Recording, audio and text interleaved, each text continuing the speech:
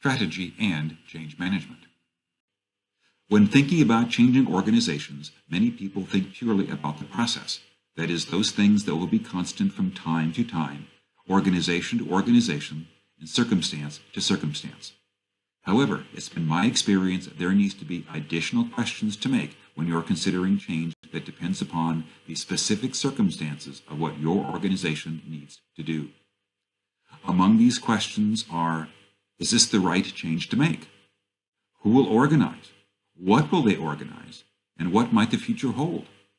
What changes are you contemplating to be successful in possible scenarios for the future? What are our goals, strategies, mission, and measures? What big changes do we need to make to be successful? And what small changes do we need to make?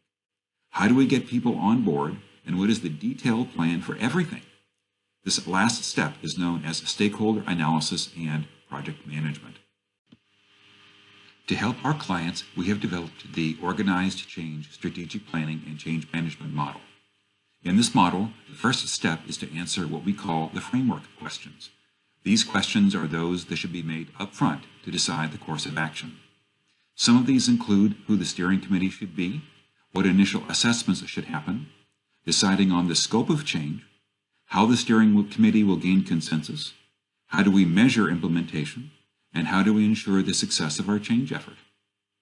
This group must then define the choice of level of organizational change, what we will describe in a bit. Then determine the goals, strategies, methods, measurement system, the implementation plan, and the actual implementation. During this process, there may be additional assessments, an emphasis on teamwork, as well as additional training. As shown in the previous diagram, one of the most important questions that can be asked at the beginning of organizational change is how much change is necessary and what kind of techniques can be used to change the organization. These can be in 4 broad categories, ordered by the power of each technique. Level 1 methods concern changing and anticipating the future. This is often known as scenario planning. Level 2 techniques have to do with refining and defining the mission and core competencies, otherwise known as SWOT analysis. Level 3 techniques fundamentally change business processes, and Level 4 techniques incrementally change business processes. Just because we can define these methods and techniques into 4 categories doesn't tell us much about when to use them. The graph here gives you something of an idea. On the x-axis, you can see the severity of a problem based upon the assessment the steering committee does, can range from low to high. You can also see the y-axis goes from a problem that only affects a few people to a problem that affects the whole company or organization.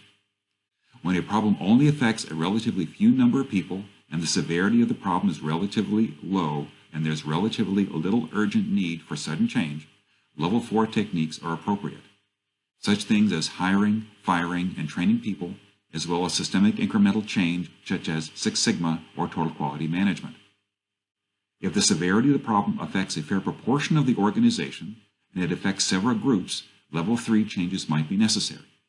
These Level 3 changes might include restructuring, major policy changes, or significant efforts to change selection and reward systems in the organization. Based upon an assessment, if the severity of a problem is high and it affects most of the organization, Level 1 and 2 changes may be necessary. As we talked about before, these Level 1 and 2 changes are in the realm of redefining a mission, conducting a SWOT analysis, mergers, acquisitions, and divestments, as well as significant outsourcing of non-core capabilities.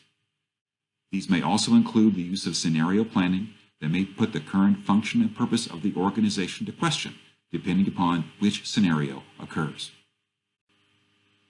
As part of your planning and decision-making process, we suggest you use our equation for success. This is a way of evaluating your potential implementation plans to see if they have all the parts necessary to increase their chances of completion and success. For organizational change to be successful, you need to be looking at 6 elements. The first is measurement. You must have a robust and clear measurement system, not only to be measuring the success of your implementation plan, but the success of your organization. The second element is technique, that is, using the right level 1, 2, 3, or 4 techniques appropriately and in the right way so you get the right kind of effects you want. The third is alignment, which is what we'll talk about in just a bit.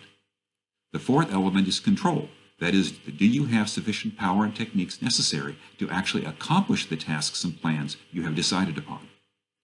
The fifth element is focused persistence. That is, do you use good project management techniques when you develop and implement your plan? The sixth element is consensus. That is, do objectives agree to the extent your stakeholders and your organization really want to be implementing this change, its goals, and its objectives? Let me elaborate here on the element of alignment. There has been much discussion in organizational change about all parts of the organization must be aligned.